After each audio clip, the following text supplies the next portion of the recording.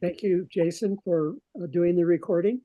I would ask everybody to hover your cursor over your name, and there's a drop-down menu to rename your to add where you're from, so we can see what kind of geographic spread we have, if it's possible for people to do that. We have several people today who are new to our meetings of this climate action team under the umbrella of Northern Arizona Climate Change Alliance. What we'd like to do is start with an overview of what community choice energy is. It's also known in some circles as community choice aggregation, and it involves purchasing a community or a group of communities purchasing electricity on the wholesale market and taking over that aspect of the electrical energy system from investor-owned utilities. The thing that we need to focus on in the near to midterm future is getting legislation passed in the state of Arizona to allow this to happen. So that's we'll hear tonight about enabling legislation. Other states that have passed enabling legislation have gotten quite a ways down this road of community choice energy. And I'd like to turn it over to Shelly, who's here in Arizona, and to Cody Hooven in San Diego. So Shelly, why don't you go ahead? Thank you. Thanks, everyone. It's great to be here. Jason, can you make me co-host and also Cody? I believe I've done it for both. Oh, okay. Yeah, you are. You are. Great. So yeah, I like David's suggestion. Where are people from? You know, are all of you affiliated? I know Mark is here. He's on the Salt River Project Council, so he's here to learn a little bit more about CCE. And anybody else, I guess if you're not with NAZCCA, maybe you could tell us the organization you're affiliated with. So let me share my screen, make sure yeah, there we go. Okay. Give me a second here. And where'd it go? There it is. All right, and let me just put this in stage mode so it looks prettier. Here we go. So just to give a flow for the next hour, I'm going to give a short talk. A lot of you are familiar with community choice energy, so you know we'll try not to bore you, or you'll hear things you've already heard before. But the exciting part of this, after I give an overview and an update, as David said, on what we're trying to do in Arizona, what actions people can take. I'm going to turn it over to Cody Hooven, who is I can let her in. She is a policy advisor. She has her own company called Evolutionary Affairs. She's also a policy advisor to AZ4CC. We're very blessed to have her wisdom and experience. And I'll let her tell you about her. I wrote about it a little bit in the invitation. So, all right. So what is community choice energy? Uh-oh. I can't tell you because I can't get my, there we go. So just for a little bit of history, some of you may remember this scenario. I love this. I grew up in the suburb, and every couple of days, the milkman would come very early in the morning before the sun rose, and magically these bottles of milk would appear, but we didn't have any choice. Like, if I wanted skim milk, too bad. It was one size fits all. They drop off your milk, take the empty bottles, and then magically appear a couple of days later. So that's what life looked like. I won't even say the decade, but I'm sure a lot of you can relate to this. And for some reason, I'm not able to scroll. So I think what we're going to have to do is just go this route. So this is what choice looks like today. I love this. This is actually, I think, Sprouts. I don't know if you have Sprouts in Flagstaff or Prescott, but I shop at that store. I rely on this because I like almond milk. So basically, we can't imagine that there was only one choice of milk. Whereas today, if you're lactose intolerant, if you're vegan, if you have different preferences, you get to choose what milk product you're going to use with your food. And so this is a great metaphor for what life is like with a monopoly utility, where basically under APS, it's one size fits all. You live in APS territory, you are automatically a ratepayer. You're not a customer because by virtue of being a customer, you have choice. So unless you can put solar panels on your rooftop and buy storage so that you're not relying on the grid as much for your electricity, you're basically stuck with the plans that APS gives you. And APS is investing in a lot of gas. So even though they claim that they're going to be, carbon neutral or carbon free energy by 2050, they sure don't look like they're moving in that direction. So that's basically where we are today, that this is still an existing monopoly that's sanctioned by the government, that guarantees a rate of return to shareholders, and that's who is your provider. So what is community choice energy, and why is it actually, how could it work, and why does it work? So basically, some of you are probably familiar with the municipal utility model. That's where a city would take over. Basically, it's like a hostile takeover of the utility. So they take over the poles and wires and the generation. For large cities, it takes years to make this happen. Lawsuits, the utilities don't like it. They're going to sue. You're going to spend a lot of money fighting in court. There are benefits to it because the city does get to take control of energy. A CCE is a hybrid model. So the utility continues to own the poles and wires, which, by the way, they make most of the money with transmission and delivery. But the city, like a city of Flagstaff or Prescott or other smaller cities, would take over the procurement or generation of energy, while the utility would still deliver that power. So it's kind of this hybrid relationship where, like I said, the utility continues to deliver that power. So it would authorize cities and counties to buy energy. And for cities like Flagstaff that have, a climate action plan, that have carbon emission reduction goals, a CCE is one of the fastest ways to achieve those goals, because the city would be able to buy green energy. They would have the ability to do that. And then, as I said, the utility continues to deliver power, manages the grid, even continues to bill customers. So customers will just see a line item on their bill where the energy comes from is now a CCE, no longer from APS. But APS would still do the billing. And then they would get what they call a departing load fee. So if all of the customers in Flagstaff are now getting their energy through the CCE, there could be a situation where there are stranded assets where, because APS is investing in a lot of gas, there may not be as much need for that gas now that there's a CCE in place. So the CCE pays for what's referred to as that departing load. And then what's the benefit to customers? They get local choice, greener energy, and competitive rates. It's also, I emphasize the word choice because it's an opt-out model. So that means that if customers want to stay with APS, they're satisfied with their service, they can do that with impunity. There's no charge for that. There's no violating any kind of agreement. Customers have a choice. And that's really what we're emphasizing here. So that's the basic definition of a CCE. And then here's the basic benefits. Typically across the country, customers that are in a CCE are saving anywhere between 2 and 25%. We think that there will be a savings in Arizona because most of the cities are going to want solar. Cities that form a CCE are going to want solar energy, and that is cheaper than gas. Gas is volatile, as you know. It provides local energy choice. The other great benefit of CCE is that because the CCE is now the load serving entity, meaning it's actually operates like the utility, except it doesn't own the poles and wires, but it has enough money that's generated as surplus revenue to invest back in the community in energy programs.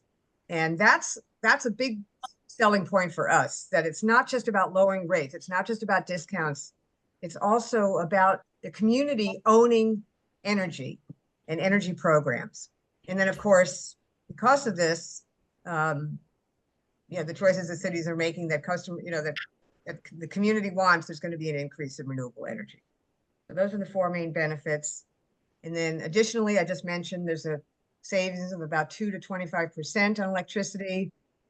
There's economic development, as I just mentioned. There's funding for energy programs. There's also funding, or there's also, not funding, but there's also the ability for the CCE to enter into what's called power purchase agreements, where they can go directly to a developer and say, we want to build a 10 megawatt solar project. And then, they can get directly with the developer. And so that's another, that creates local jobs and all of the benefits of that local economic stimulation. And then this is energy choice with consumer protections. So some states across the country, I think there's about 14 states, have retail choice where the customer can buy directly from the energy supplier. We like this model better because we feel like, you've elected these officials. They're now going to be negotiating on your behalf for good pricing and the kind of energy that you want to power your homes and businesses. So, so those are the benefits. And then I mentioned that there are a number of all kinds of energy programs that are being funded.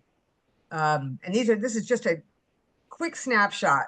If CCE could fund a microgrid program for islanding, if there's a power outage and you still want to make sure there's power for the city can invest in that. It can invest in EV charging stations. There's a county-wide CCE in California called Peninsula Clean Energy, and they use some of their surplus revenues to install something like 2,500 charging stations around the county and paid customers an incentive to switch to electric vehicles. So they generated that kind of revenue. I was talking to somebody, actually Mark is on the call, he mentioned that he used to work for the city of Phoenix. This is a potential revenue stream for cities. So it has that kind of appeal. One city that formed a CCE issued a grant to the local transit authority to buy electric buses. That's another program that was funded. There's energy efficiency programs. CCEs tend to pay more for net metering than the utilities. Certainly that's true in Arizona as the net metering returns continue to go down. They can fund demand response programs. Anyway, there's a whole host of programs that are available. And when Cody talks, you can maybe touch on that with San Diego's CCE. Again, some of you have seen this. Russell Lowe's, who David knows, he is on the advisory committee of AZ4CC, and he has done this painstaking analysis of what would happen if a city formed a CCE. How would rates compare, not just savings in terms of dollars, but also carbon emissions and water. So, it's self-explanatory here, but basically, he basically got a hold of the 10K report that APS, because they're a publicly traded company, has to file with the SEC. So they have to basically show their energy portfolio and where they're getting their energy from. And so he's comparing it to a CCE, which at some point will bringing in about 80%, we're estimating this, about 80% of their energy will come from renewable sources.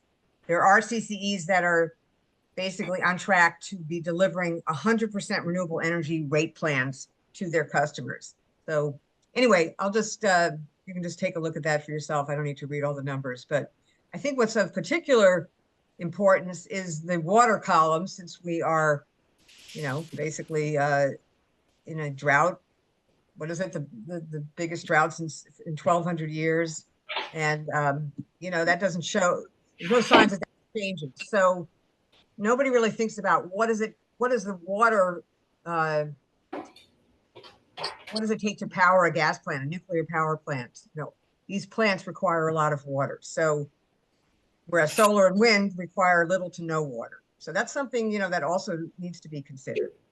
So that's, and then this you've probably seen, I think I've showed this before. Also, this is a map across the country of, dark green are states that are authorized. There's 11 states that are authorized to form, allow cities and counties to form CCEs. The states that are in dark blue, and Arizona's in that category, is because we are up to the point of we actually have sponsors for legislation.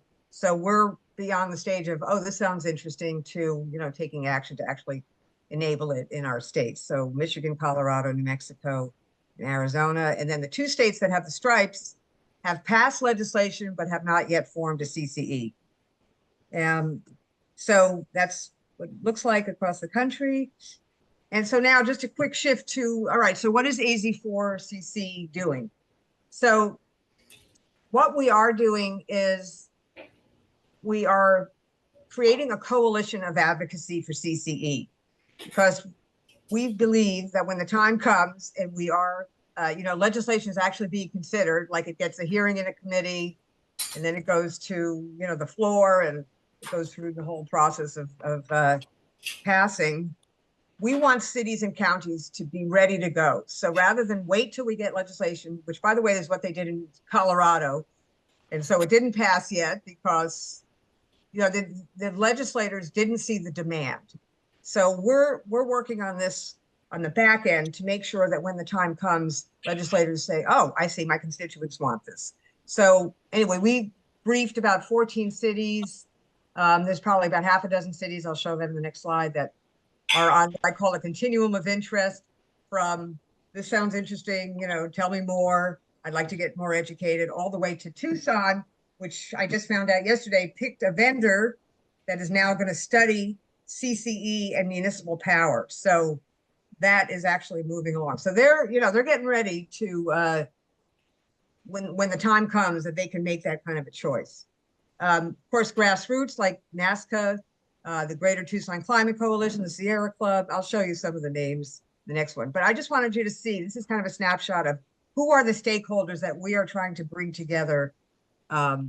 I've been in conversation with the Arizona Technology Council, which is, Intel, Microsoft, Google. These are big, the big giants that have data centers here, that want to do business here, and are concerned about capacity and, what it's going to take for them to green their campuses. They all have, ESG goals. Energy suppliers, Calpine is one of our supporters. They've actually given funding to AZ4CC to do what we're doing. And then at the bottom is, we need state enabling either legislation or policy from the ACC. So I don't think I need to emphasize how important it is for everybody to vote for the Democratic candidates for the ACC.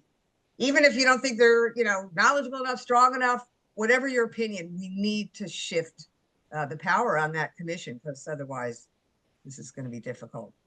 We know that there is, from the legislature, we know that we have interest, certainly from Democrats. We had 2 Democratic sponsors in 2023. And we've briefed 10 Republicans, and we have a meeting. Actually, I should go to the next slide. And I'm almost done. I'm going to turn it over to Cody. So these are the cities and counties. I put question marks by these 2 counties, folks. Would like to get them on board, at least, educate them about what CCE is and what's possible. But these are the counties that have expressed interest. We've actually had meetings with Nicole Antonopoulos and her staff, a couple of the people on her staff from Flagstaff, the Sustainability Committee. And these are all, you're in, again, varying degrees of interest. We've presented to the Scottsdale, it's the Scottsdale Environmental Advisory Council. We're in conversation with a couple of the members of that council or commission right now. One of a high school student who's a big proponent of CCE in Scottsdale met with one of the incumbents who's running for city council again, so he's interested. And I don't need to go through all of these. I just wanted you to see kind of a snapshot of who is interested in this model. And then you can see here, this is an example of some of the grassroots organizations that are supporting our efforts, like you, which we're very grateful for. I mentioned the AZ Tech Council. So I met with the CEO, and then we had a meeting with the Clean Energy Committee, and they're supportive. So now I have to go back to the CEO to say, can we just use your name to say you support this model, because it's going to impact wherever, these large corporations have a presence. So that's on the agenda. And the energy suppliers I mentioned, Green Mountain Energy actually has been trying to do business in Arizona. has gone before the Corporation Commission, hasn't happened yet. So they're very interested in what we're doing, because for them, this is a business opportunity for these companies. If we open up the market and we tell, Green Mountain Energy or Calpine that the city of Tucson wants to form a CCE, they will be at their door saying, let's negotiate, about energy, and here's what we could do for you in terms of green energy. So they're keeping a close eye on what we're doing. And then I mentioned with the state legislature, we had a couple of bills that were sponsored in the House and Senate, did not get a hearing. This bill would have to first go through the Natural Resources, Energy, and Water Committee. It's since the Republicans are the majority, they chair all of the committees. Very hard to get a hearing in those two committees. So it's also very important that we flip the legislature. We've been very close for a number of years. This is a seminal, election this year. So if that happens, we already have heard about who is in line to be the chair of the NRU committee in the Senate. And she happens to be the senator who sponsored our bill in 2023. So I'm like 99% sure we'll get a hearing. And then, we'll be able to, and then we'll invite all of you to come down to the Capitol, and we'll storm that committee, and, we'll make it very compelling. That's the way that we got Tucson, by the way, to do a study. They had town hall meetings when they put their climate action plan together, and the electricity table had a few of us there, and we basically advocated for CCE, and that made it into the plan, and that's why they're doing this study today. So our voices do make a difference. And then there was a Republican senator who we actually spoke to his committee, and we presented our bill to him. It included grid security, energy competition, and CCE. He did not sponsor our bill. So we have a meeting with him on the 15th of August to talk to him about it and find out if there's any way that he would sponsor it. So that's why I'm saying we're working across the aisle on this. And then finally, the National Renewable Energy Lab, you may be familiar with. It's a division of the Department of Energy. And they are looking into doing a kind of a seminal study on CCE. They did one back in 2019. Actually sent them questions that we want them to answer. And they said these look good. And so now they have to find the funding and put a team together. So it's probably a process that will start in earnest in October. So we're in touch with them on that. But in addition, they have a program called the Clean Energy to Community Cohort. And I think could somebody mute themselves? I can hear a lot of noise in the background. I think Sally, maybe if you could mute, thank you.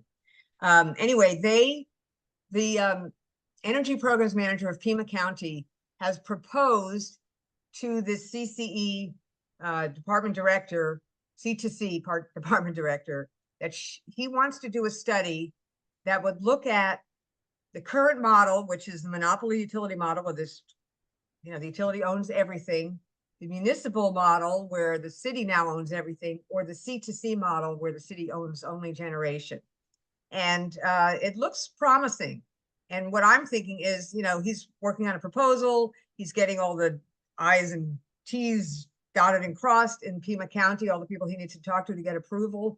But if he does, it's very possible that Flagstaff and Prescott could participate if that was of interest. And I think this is a great sort of backdoor channel for the cities to learn a little bit about what their options are and what would be of greatest benefit to their communities. So something to keep in the back of your mind. And then almost done here. So, what is there to do? Both, you're already doing it, and I'm grateful. The Flagstaff and then the Quad Cities, I think, have started petitions to get people to basically say, we think this is something that these respective cities should study. So that's very important. All of those things make a huge difference when it comes time to push for legislation, to show the evidence of how much interest this is statewide. And And then, like I said, let's get our Democratic legislators reelected, new ones elected, and our Democratic ACC candidates elected. So that's my spiel. If you have any questions at this point, otherwise I'm going to stop sharing and then turn it over to Cody. Any questions or comments? I know I did a lot of talking. Hey, Shelly, Mark Mulligan. Yes. Yeah, I have a question. You and I spoke about this, but I didn't get this part of it, or maybe maybe I don't remember. But so we talked about how the Arizona had and I'll call it an open energy, free energy legislation passed in the late 90s, and then it was an HB House Bill 2121 or something very like that. 2101. Yeah. 2101. Thank you. And that happened in the last 12 or 18 months ago, and that undid that energy choice bill from the 90s. So what is it that you're proposing now, and does it replace that, or is it adjacent to that, or how does that not affect what you're trying to do? So that's a great question. So Mark is talking about, there was a bill that passed in 2022 called it was HB 2101, which basically was orchestrated by SRP, and SRP, and I won't go into the backstory, but it was very slimy. So they basically, you know, they were there was a Ninth Circuit Court of Appeals decision that said that SRP was basically not allowing solar companies to compete because they were charging too much for solar and making it non-competitive. So that decision got held. And then what SRP did was it went to the legislature and said, all right, we need a workaround. So we're going to get a bill passed that would repeal an existing statute that allowed for competition. So here's how we see that, and which is that it repealed an existing statute. It left a clean slate for creating new statutes. That's how we're interpreting it. That's how attorneys are interpreting it. So we don't see it as this is the end of competition for good. We see it as this is the end of that particular statute, which could probably use improvement. So, okay. Good. And nobody knows who I am, and there was some disparaging about SRP. I'm one of the clean energy candidates and have solar in my home, and I'm working all the time to try to get SRP to do more utility solar and enable the rooftop solar. And this is a newer allowing them to have energy choice, community energy choice options. Thanks, Mark. Yes, I just to underscore that, Mark is one of the good guys on the SRP Council. So SRP is governed by a board of directors and a council. It is not regulated by the Corporation Commission. And so there's a number of clean energy candidates that ran, you know, the most recent election back in April. I was actually somebody who ran up for the council and did not win. So there are a number of, you know, incumbents, people already on the council and the board of directors, and we need more. But yeah, they're working very hard to push SRP to, you know, be more aggressive in their renewable energy efforts. All right, so I'm going to now turn it over to Cody. Shelly? Yes. Yeah, Shelly, this is Steve Cook in Prescott. The data you put up from Russell Lowe's updates to previous data I've seen from him, but am I right in understanding that is data relevant to sort of an the APS territory? It's data based on who APS serves, so it's applicable to all APS territory? That's correct. That's correct. Okay, thank you. Also, the meeting on August 15th you alluded to is going to be with David Farnsworth? David Farnsworth, yes, August 15th. So David Farnsworth, I mean, I guess if anybody wants to come, I'll find out, but I think that's, you know, that's appropriate. So as I said, he invited, you know, we met with 10 Republican legislators. He was one of them. He has a big concern about energy security. So as I said, we took a bill that we had written to study community choice energy. We amended the bill to add his, you know, to address his issue. He did not sponsor the bill. And I guess normally the reaction would be, oh, well, he didn't sponsor it. But I decided that I think we deserve a hearing to find out why. And so he agreed. And I called his, so I offer this to all of you because when you get a no, it just means not now. That's kind of how I looked at it. So when I called his administrative assistant, I said, does Senator Farnsworth do debriefs? And he said, absolutely. I mean, the guy was like, almost fell off his chair. I don't know why he was so excited about that, but not only is Farnsworth meeting with us, but they're bringing the new Republican energy policy advisor. And I am bringing in Doug Font, who is an energy attorney, who happens to be a Republican. I call him our Republican whisperer. And so he'll be on in that meeting. And Garrett Weaver, who is from Tucson, who is a big proponent of CCE, knows a lot about microgrids. That's why we brought him into that meeting. So the three of us are going to meet. And I'm also, I'm sorry, I keep taking up more of Cody's time. I'm also bringing in, so Ohio is one of the states that where CCE is alive and well. There's a lot of CCEs in that state. And a lot of them, what they did was they formed they aggregated all of these cities. I don't know how many there are. And a company called the Northern Ohio Public Energy Council now buys power in bulk on behalf of all these CCEs in Ohio. I don't remember the numbers, like at least 200. This is a Republican state, as you know. So I may be bringing in the CEO of No Pick to talk to Senator Farnsworth so they can hear from a red state that this is not gonna, this is not Marxist. This is not gonna cause a calamity. It's not going to destroy the grid.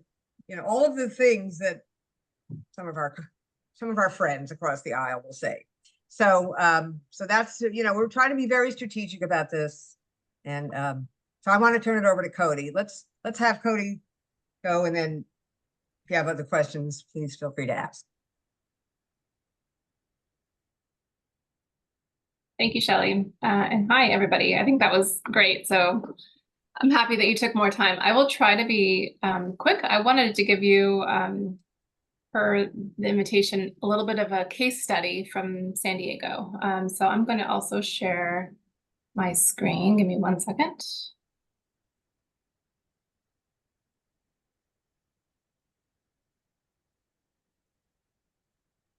Okay.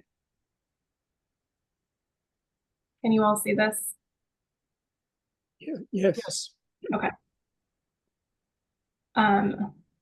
It's really slow. I try to put it in view so you could actually view the show.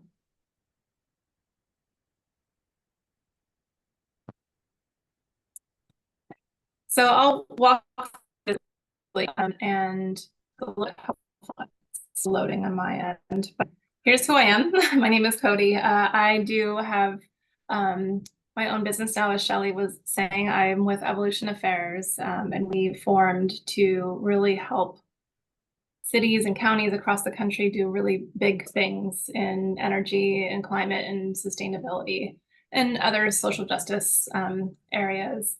So prior to that, though, I was the first employee and started San Diego Community Power, which is a CCE in San Diego. It's now the second largest CCE in the state of California, serving about 1 million customers. I'll get more into that, but I had a long history working for the city of San Diego in local government, really understanding different policies and how to move them along, and led the formation of San Diego Community Power under a Republican mayor. So I know California and Arizona are very different. I've heard that many times. I am aware of it, but it was still a pretty big lift. And so I think it's a hopefully a helpful story for you. Well, Shelly, I see what you mean. I'm having a bit of trouble too. Okay, so this I just thought was a fun picture. This was like one of my biggest moments in my career, is to have a story that I was working on in the New York Times. So that was really fun, and with a fun headline too. But the point really is that this is a pretty big move for somebody like the city of San Diego, a big city in a big region, to move forward with CCE. We were typically, if anybody knows anything, or if you all have been to San Diego, we are very much have a history of being more conservative, a little bit different than the rest of California. So this is a pretty big shift for California. Also, I thought this was pretty funny. A friend of mine actually sent this to me the other day. When we were forming, this is the cover of our local paper. And this is a text message from 2019. And she sent this to her boss at the time saying, wow, CC, we call it CCA sometimes, front and center on the front page of San Diego. And she was really excited. She actually later eventually came to work for me. So she was telling her current boss and eventually left him to work for me at San Diego Community Power. And this little quote on the front is from me. Now it's going to be up to city councils to say, do we like this or not? And I think that they will. Luckily, I was right. So the case study for San Diego, I thought it would be helpful to lay it out in a timeline. So we started with a climate action plan that was fairly ambitious. And that's one of the things I think I tell other cities and counties first is do it for the reasons that are important to you. For us, we built out a story around wanting to move towards 100% renewable energy and achieve ambitious climate action goals. We wanted to keep investments and net profits from energy in our community. We wanted the economic development that comes from in the jobs, but really think honestly about what benefits and what do you want to find out of your own city and communities and make that part of your reasoning why, and understanding what resonates with your community. There's typically these are similar messaging, but it's still a good exercise to think honestly about what resonates with your communities. So for us, starting us off was an ambitious climate action plan that called for getting to 100% renewable electricity. And back in 2015, this was still a little bit of a wild goal. And for other states, apparently it still is. So we spent several years actually studying then what does that look like? We did a feasibility study and a business plan. Most jurisdictions that do eventually form a CCE just do a feasibility study. Again, we faced a lot more political and business pressure than other regions because of the nature of who we were and who our mayor was. So we studied the heck out of it and took our time. I had a lot of meetings with our own investor-owned utility as well, saying, hey, we're trying to get to 100% renewable energy. If you want to get us there and you can guarantee that, we'll have a conversation with you. But we need to get there. And that was the goal of our community. That's what our communities wanted, what our city agreed to do. And it turns out that making those decisions locally was the only way to get there. In 2019 is when our mayor decided, okay, you've studied this enough, I'm comfortable moving forward, there's no other path forward. And so I began negotiations and discussions with other cities and our county itself in San Diego. I initially set a broad table. I had everybody from every city and county join and say, you're all welcome to join this. We're going to do it as a region. We're not going to do it alone. And had a lot of discussions about what a joint powers authority is, which is, if you're not familiar with that, is just what multiple local agencies can pool their powers together. There's probably a lot that you're familiar with, similar structure. So we had a lot of discussions around what that would look like, what those rules look like, how would we engage. And ultimately we narrowed it down to 5 cities that were willing to become founding members. In 2020, we began just startup activities. So each city council had to approve a resolution, actually an ordinance. We already had enabling legislation in California and accompanying regulations for procedural rules of how to form a CCE. And Shelly talked a little bit about that. I'm happy to answer more questions. You all don't quite have all that yet, so you're starting a little bit earlier in this timeline, so to speak.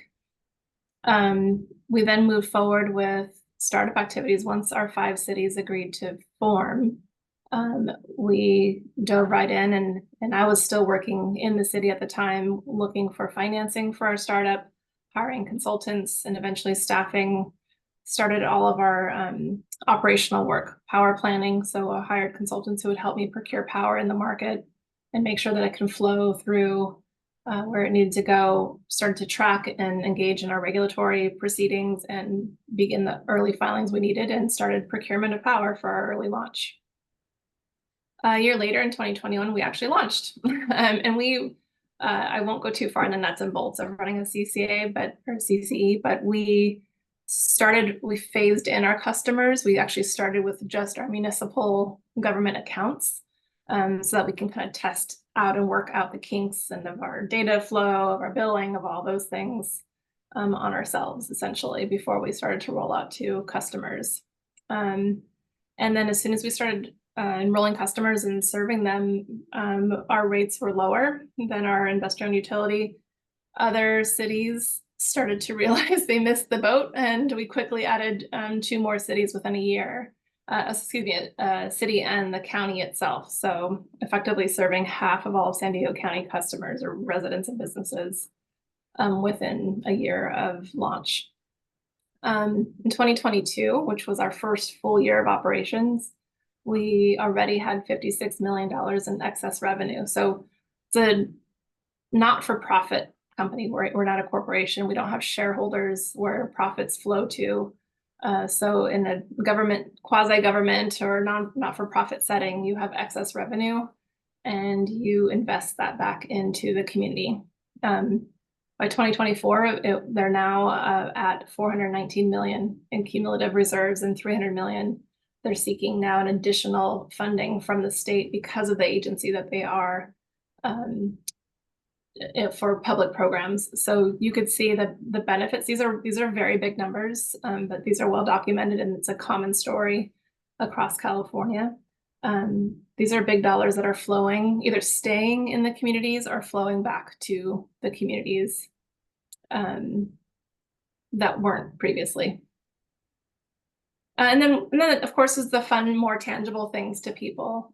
We were able to, one of the first deals I made was to work with the Padres. We have a fairly new stadium. It's really nice. And so we worked with them to power the whole stadium with 100% renewable energy. So one of the things that businesses loved the most about us, not only was of course lower rates, but rate stability as well. Our rates don't fluctuate as much as the investor-owned utility, but they could work with us, and new developments or existing developments could just demand 100% renewable electricity, and they don't have to build infrastructure. They don't have capital investments on their own site. They just send a request to us and we can set that for them.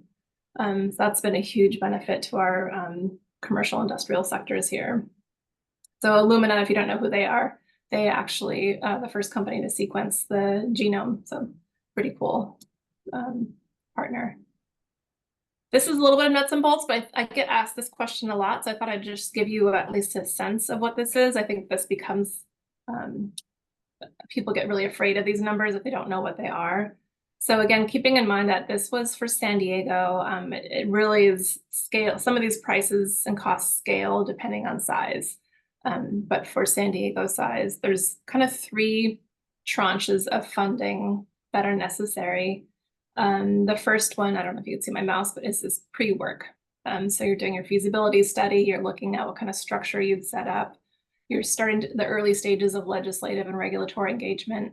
Again, there's another task that I'd put here for you all, which is the getting your either legislators or ACC to do some initial either permissive legislation or something to allow CC. So once that's happened, these feasibility studies anywhere from $200,000 to $400,000 with the initial legislative regulatory engagement.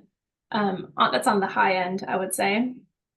And the good thing about this is, when I was doing some of this work with the city, I tracked all of these costs. And once we formed San Diego Community Power, I put them as the San Diego Community, the CCE would have to pay back the city for all these early formation costs. And they did. They paid them back within a year and a half.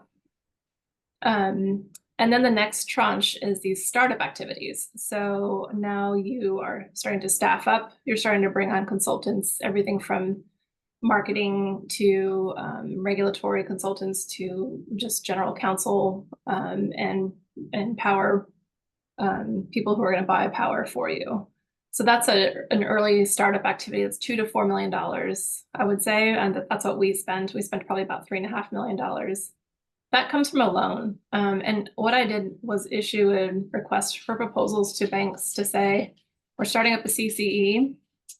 Here's our stats. You pull all that from your feasibility study. Here's basically our business plan. And we had multiple banks, big, JP Morgan, big banks, and one smaller bank in Sacramento that actually funds a lot of CCEs, all submitted proposals to us because they see this as a really viable space. We ended up going with, it's called River City Bank. It's a smaller bank in Sacramento that's just very familiar with CCEs and gave me really great terms. And so they give funding in tranches. So they gave me the first few $1 million to do the initial startup activities. Once we hit a few milestones demonstrating progress, then they gave us the full working capital. We only needed, so San Diego was fairly large, we only needed about $35 million. So this range is much bigger than I would imagine Arizona cities would need. Again, these are all loans. Once you start serving customers, you have what's called ratepayer revenues coming back into your business now, into your CCE. And then you don't need loans anymore, you start to pay them off. And so again, San Diego Community Power has already paid off all their loans. You typically keep these lines of credit open just for, just like we all have credit cards open or, HELOCs or whatever you have to manage unexpected fluctuations, but typically they pay them off fairly quickly. And that was a little bit in the weeds, but I get those questions a lot. The other questions I get is the risks or the fear of the risks. And one thing I think to take away from this, I'll go through a few of them, is really that there's no risk that a CCE would face that isn't already being faced by anybody in the power market. So anybody participating, from investor-owned utilities to other market power developers, these are risks that occur in the energy market. These are not risks unique to a CCE. So that's one way to, I think, once I really was able to communicate that to folks, I think that softened the concerns and the fears. So financial risk to cities, you can minimize the city exposure. We decided to do that by forming a joint powers authority, which creates a separate entity and it prevents any exposure to the individual cities. There's a lot of procurement related risks. We can go on and on for days about that. Everybody, again, in the energy market experiences those. You hire experts that help you balance your power portfolio. The energy markets are going crazy right now. There's a lot of tax credits. It's a good time to be buying power, but it's still a wild fluctuating market and you need to hire experts to help you manage that. Legislative and regulatory risks, those are high, I would say. And again, you hire experts to deal with that. I would say one of the best things to come out of a CCE that was very unexpected is you now have these consumer advocates that are not, right now when your investor-owned utility files something with the AZCCA, they submit hundreds of pages of data and backup information, and the AZCCA staff have to go through it and check all their math, and it's a very closed system, and to engage and advocate, you have to practically be a lawyer and you have to follow all the proceedings, and you can't get access to confidential data to check any math. Once you're an entity operating in the energy market, you now have the ability to request confidential data. So we had attorneys in-house that were able to engage, and we're finding tons of mistakes, $40 million mistakes that would have been overcharged to ratepayers. Nothing nefarious, just because nobody has been looking at this stuff before and advocating for consumers. And because the CCE has a very different mission, which is to serve the community and not shareholders, they're looking at things differently. So that was a huge benefit that nobody really talked about or could foresee. I'm going to move us along just because I want to stay open for questions, but I'm happy to share this presentation if you'd like. Okay, so a little bit of what a CCE is and isn't, I thought would be helpful. So for billing, a customer's bill returns comes the same way to them. So all they see on a customer end is a new line item. So CCEs and investor-owned utilities work very diligently and for months and months on the back end to connect their data to each other. So the investor-owned utilities monitor. They have the meters. They monitor the data usage, see the energy usage. They share that with the CCE. CCE calculates that based on the rates, determines what each customer's bill is, and sends that back to the utility, and it gets placed on their bill. That is a highly complicated process, and there's experts that do that, including Calpine, who's Shelly mentioned earlier. Reliability, we hear this fear a lot. There's a lot of kind of fear factors out there. Is the power going to go out? You're a new agency. You don't know how to maintain. You don't know what you're doing. CCEs are held to the same reliability standards that any other energy market participant is held to. So whatever your state reliability standards are, they're held to those same standards. And the reliability really also comes from transmission and distribution. It's not typically that there's not enough electrons, and that's what the CCE manages. So the investor-owned utility does not go away. In fact, they are very heavily involved in a partner with the CCE. They still maintain the transmission and distribution are still held to those same standards. And then for jobs too, same thing. We had a lot of concerns from our local IBEW that they might lose jobs, but the CCE does not touch transmission and distribution jobs. So the linemen that have all these IBEW jobs, nothing changes for them. They don't lose a job. In fact, they probably gained a few with more demand for power and newer sources of power.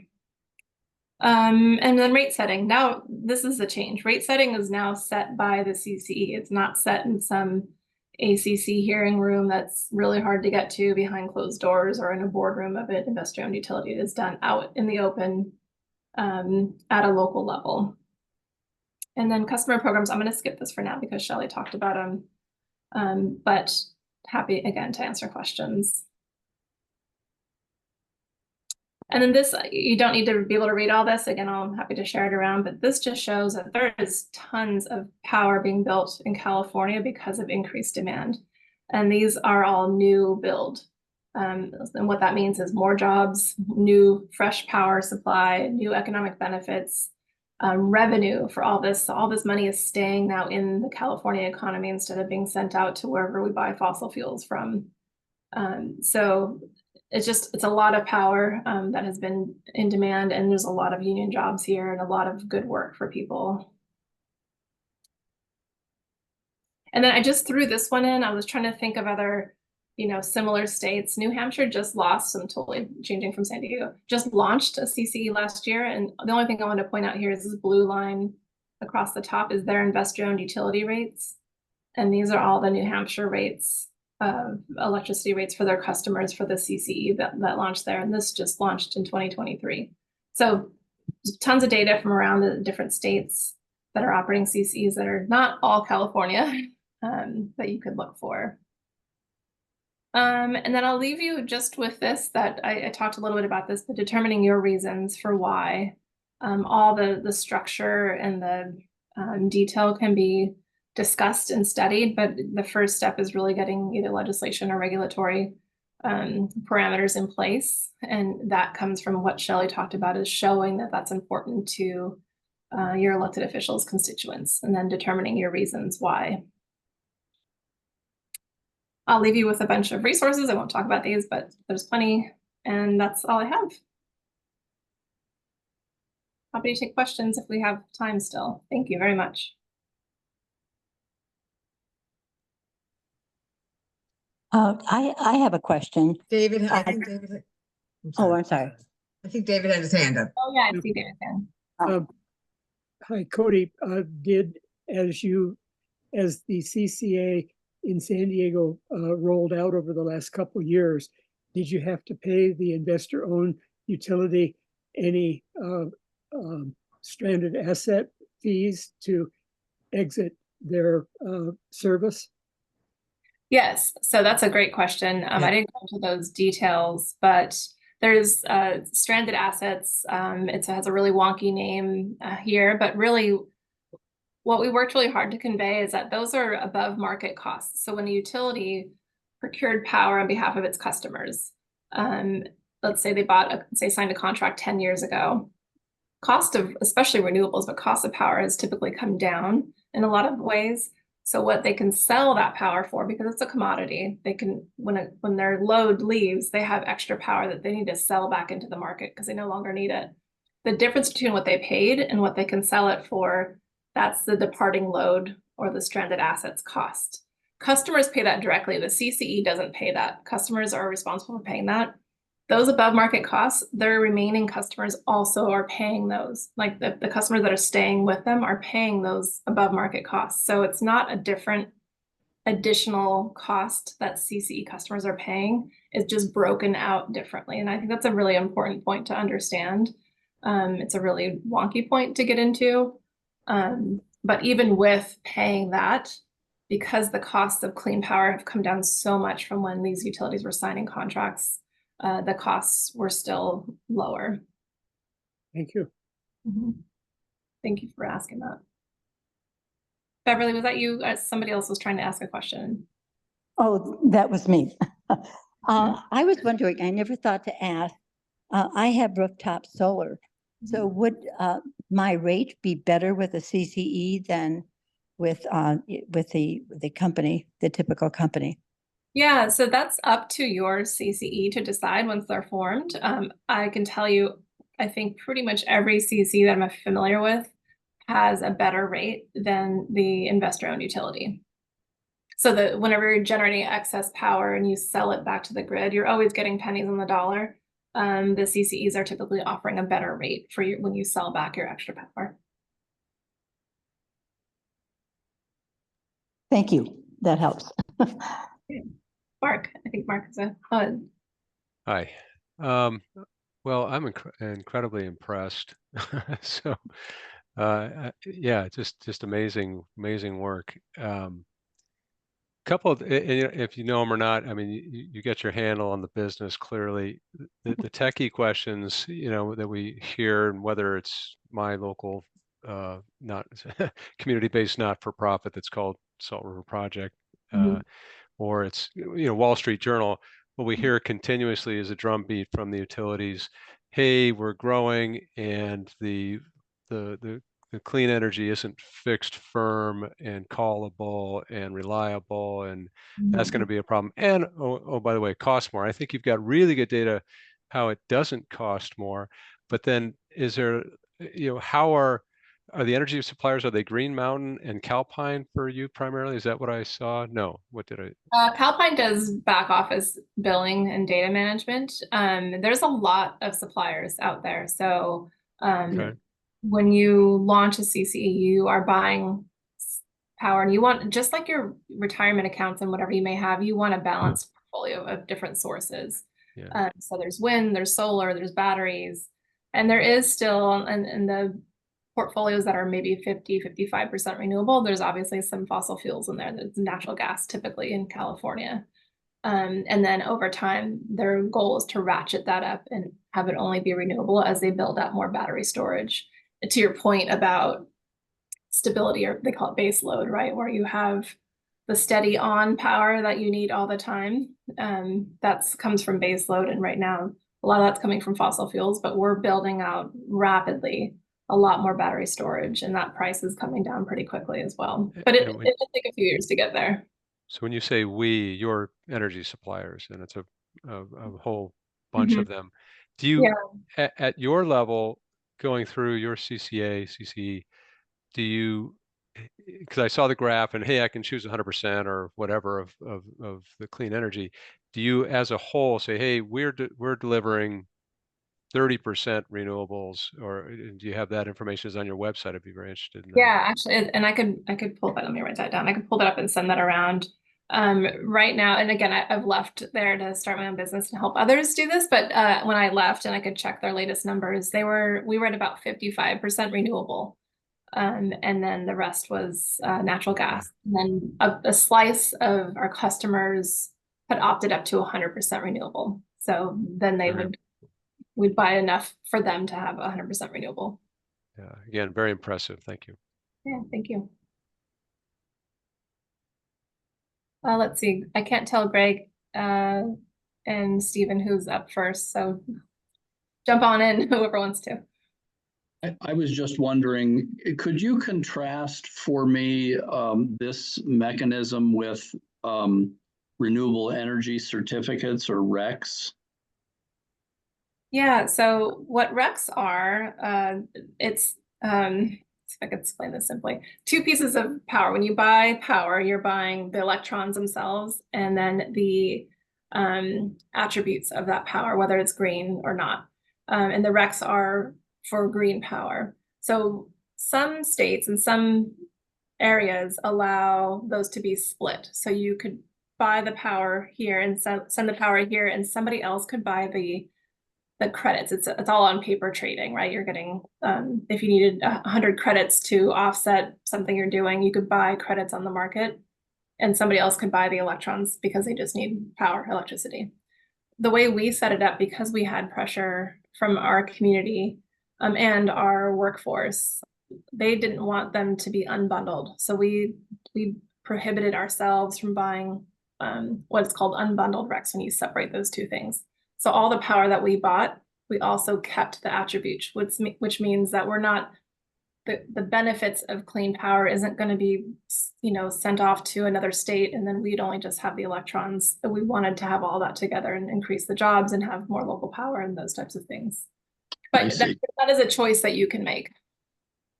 Okay, thank you. That helps me to understand. Mm-hmm. Cody, I don't know if you have experience operating here in Arizona. So Shelly may want to jump in on this or somebody else, but our concern here in enabling legislation with the legislature would be to write that in a way where conceivably we could cut out the role of the Arizona Corporation Commission in this. If we don't successfully get clean energy folks elected as commissioners, and they're still hostile, is the way we can avoid dealing with them. Yeah. I can't, Shelly, I'm going to let you speak to that a little bit. I don't know how that works, because when you pass legislation, there's always companion regulations that actually flesh out the details of that. And that's typically done through the ACC. I'm sure there's somebody that can figure out how to assign it to another organization or something, but that is politicking that I'm not prepared to answer. I definitely can help with that, but that's a tough one. Yeah, I would, this is a fuzzy area because the ACC is considered the fourth branch of government, so they have some autonomy. I mean, the way, our attorney, Doug Font, explained it to me is that the legislature could pass legislation and then direct the Corporation Commission to carry it out, to conduct the feasibility study. But, we actually did consult the Attorney General's office, and we spoke, I can't think of the gentleman's name right off the top of my head, but he's the government affairs. He's like the lobbyist for the AG's office, I guess, is that such a thing, but he's the liaison, because that's, anyway, he basically said, it's complicated. Both branches have the authority to enable CCE. Back when, I don't know if you remember when Bob Burns was the chair and Sandra Kennedy was on the commission, and, they were entertaining retail choice. I mean, that was something that was a big agenda item. They actually wrote a policy. And so at that time, we actually we didn't meet with Bob Burns, but we met with a number of commissioners, including Justin Olson, who's the big champion for retail choice. And, they said we can make a policy or a rule that would enable CCE. So that they do have the constitutional authority to do that. But I think, I guess in our minds, I wouldn't say there's a lot of low-hanging fruit, but where is the biggest opportunity? And the fact that we've been educating legislators, we feel that that's probably the best path to go right now. We're certainly not going to make any progress. The Corporation Commission is as far as I'm concerned, they've kind of gone rogue. They're doing some, they're already going to be sued by a couple of former, staff members for racism. I mean, it's not just their bad choices around energy. So we want to wait on that. But I think, can I jump in a little bit and just underscore something? I think you helped to clarify for me too. The way legislation can be written, you all have the choice. If if a legislator decides to support you and move this, sponsor a bill, you're going to help them write it. And so you could write it in a way that says the ACC, for example, will enable CCE regulation that does the, and you could be fairly specific in there. That way they can't wiggle around and out of it, and that directs them. I don't know the relationship there. If they're willingly just would completely reject legislation, that seems unlikely, but that's one way to kind of to navigate that. I would suggest. Yeah, that is a good point, because we actually do have an attorney that would work with us. So yeah, all of that has to be written into the bill. One other thing, just kind of broader picture too. I know the ACC is very